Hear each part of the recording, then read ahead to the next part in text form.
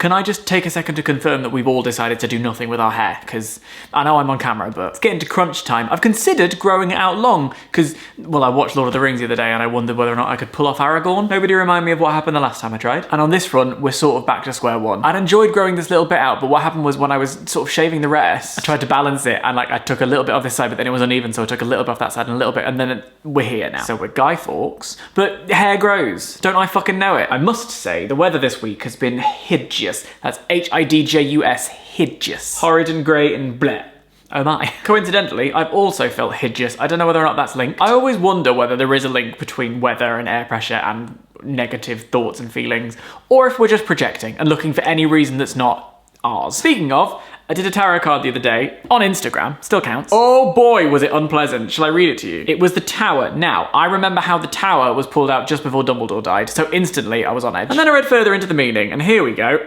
Just when you think you're safe and comfortable. Brilliant start. A tower moment hits and throws you for a loop. A lightning bolt of clarity and insight cuts through the lies and illusions you've been telling yourself, and now the truth comes to light. Your world may come crashing down around you in ways you could never have imagined as you realize that you have been building your life on unstable foundations. False assumptions, mistruths, illusions, blatant lies, and so on.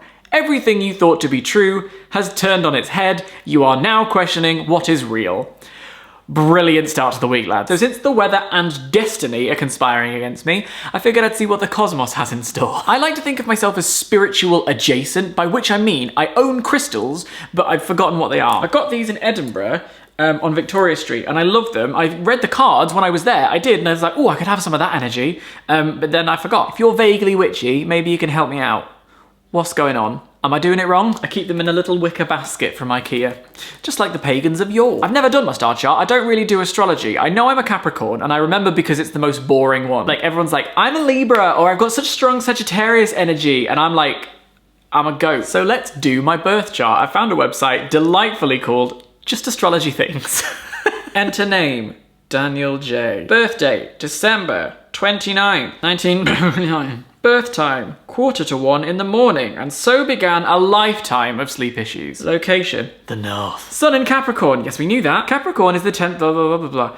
People born under this sign are glad to work a full day in the office. That's wrong. The goat is the symbol of Capricorn, don't I fucking know it. Goats want to climb to the top of the mountain, just how Capricorns want to reach the top of their chosen field. I do want an Oscar. They want fame, success, money, and prestige. I wouldn't say no. Ruled by hard-working Saturn, Capricorn moons are constantly putting effort into various tasks. They set the bar high for themselves, and it may be hard for them to relax. I'm in my pajamas in the middle of the day. In Capricorn, the moon is in its detriment, meaning that emotional connections are not very easy for this sign. We're gonna move on. Venus in Aquarius. Ooh, that sounds camp. Aquarius Venus natives have open minds and look towards the future. They like to be viewed as unique and rebellious.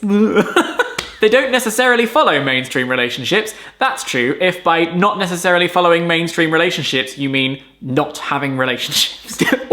This sign is friendly to everyone, but not everyone wants personal attention. Not everyone wants personal attention from Aquarius Venus. That's far too real. Mars in Sagittarius. Mars and Sagittarius natives are a lot of fun. They enjoy friendly debates, though they may get carried away at times. They don't think through their points very thoroughly. Go fuck yourself.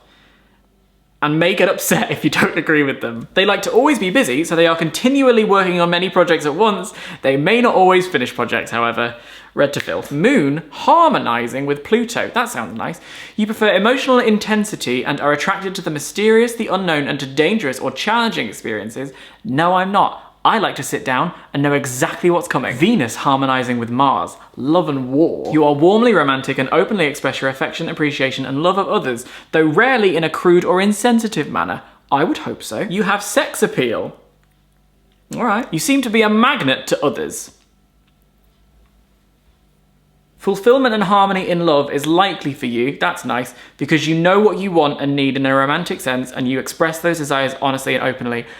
Just like me, that's all I need. And maybe let's be naked once in a while. So that's some of my star chart.